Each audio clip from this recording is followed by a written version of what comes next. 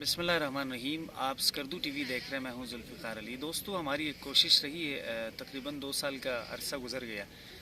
बज़्म सुख़न के तवस्सुत से हम न सिर्फ मकामी अदब बल्कि आलमी अदब और उर्दू अदब को यहाँ ज़ेर बहस लाते हैं।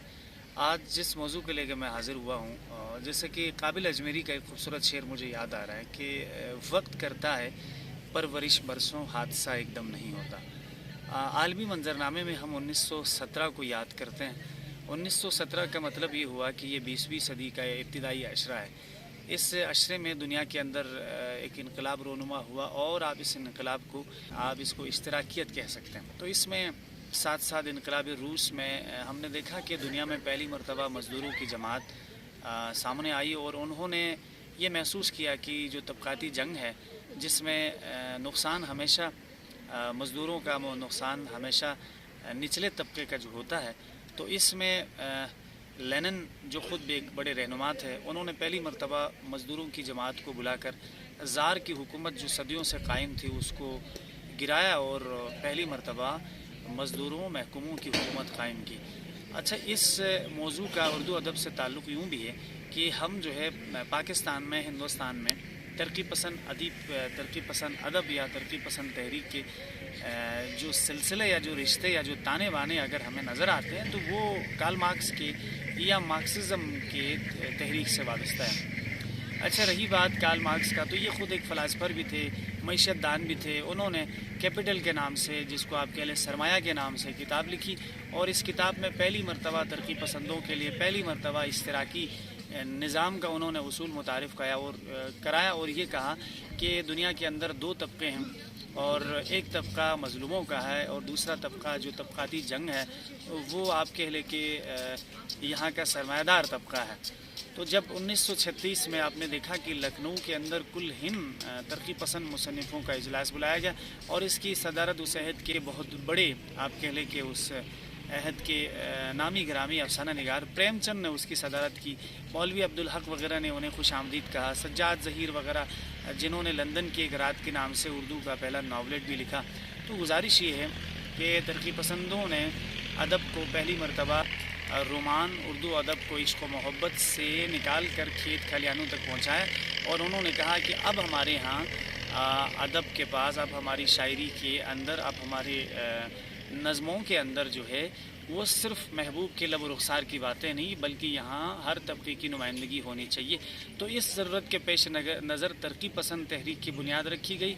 अब जब हम तरक्की पसंद तहरीक के मंशूर के हवाले से बात करते हैं तो पहली गुजारिश ये है, तरक्की पसंद उदबा को समझने के लिए इनके मंशूर को समझना बहुत ज़रूरी है। इन्होंने क्लियर कट बता दिया कि अदब या अदीब जो है वो गैर जानिबदार नहीं रह सकता, यानी वो भी माशरे का हिस्सा है, वो भी इस समाज का हिस्सा है। उन्हें भी सियासत में जिस तरह आप दीगर उमूर में हम अदीब को या अदब को अगर आप लेके जाते हैं तो अदीब को भी बराह रास्त सियासत में शिरकत का हक़ होना चाहिए और वो शरीक हो सकते हैं।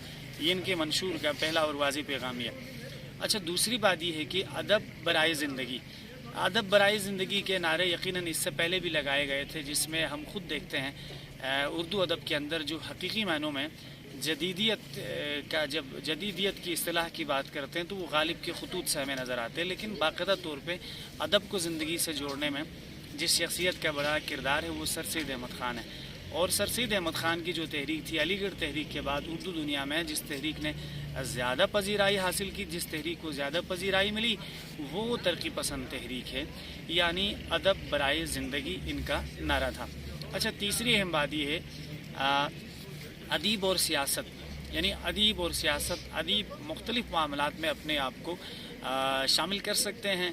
अच्छा, तीसरा नुक्ता इनका ये था कि अदब का या अदीब का काम जो है अवाम की फ़लाह व बहबूद है, यानी अदब बराए अवाम भी आप कह सकते हैं। अच्छा, मुख्तसर हम इसलिए बात कर रहे हैं चूँकि अब इसमें से एक एक पे अगर हम बात करेंगे, जैसे आपको मालूम है कि शुरू के दौर में अंगारे की तहरीक चली और अंगारे में अफसाने लिखे गए और प्रेमचंद के बेशुमार अफसाने आपको इसी झेल में मिलेंगे। इस हवाले से कफन अफसाना जो है वो ख़ास तौर पर काबिल ज़िक्र है।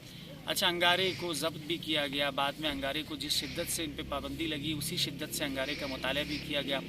तो ये वो बातें हैं, ये वो तहरीकें हैं جس کی وجہ سے اردو ادب جو ہے آج عالمی ادب میں دیگر ادب کے مقابلہ کرنے کی پوزیشن میں ہے یا اس حالت میں ہے۔ اچھا رہی بات پاکستان کی، تو یہاں ابھی بہت سارے ادبا، بہت سارے شعراء نے اس تحریک کو خوش آمدید کہا۔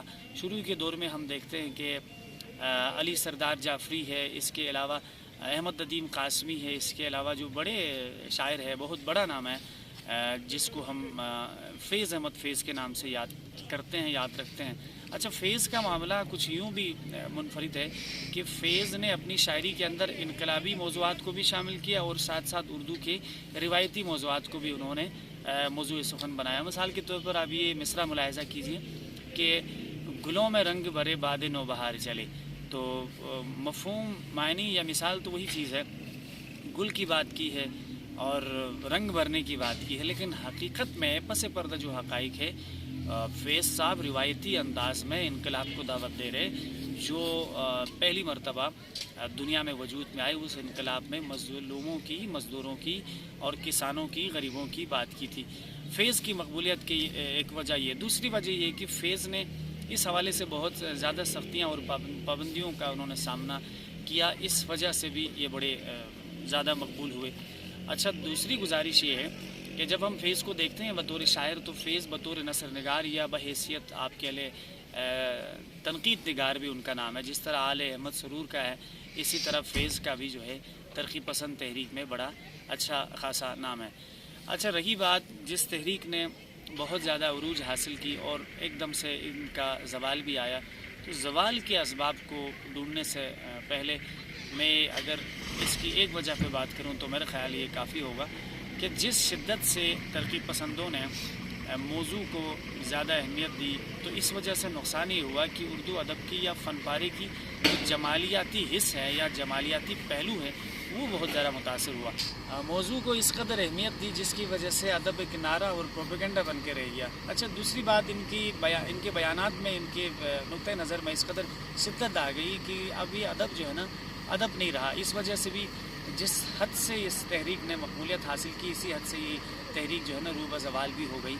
اس میں متوازن اگر کوئی کیفیت یہ لوگ کرتے ہیں یا متوازن کوئی صورتحال نکال لیتے ہیں تو یہ تحریک بہت زیادہ مقبول بھی ہوتی۔ بہرحال کوشش یہ ہے کہ اردو ادب کو فروغ دینے میں، اردو ادب کو دیگر عالمی ادب کے شانہ بشانہ لانے میں، اردو ادب کو دیگر ادب کے سامنے پیش کرنے میں ترقی پسندوں کا بھی بڑا کردار ہے۔ ان کے کردار کو ہم کسی طور نظر انداز یقیناً نہیں کر سکتے ہیں۔ ہم پرورش لوح قلم کرتے رہیں گے، جو دل پر گزرتی ہے رقم کرتے رہیں گے۔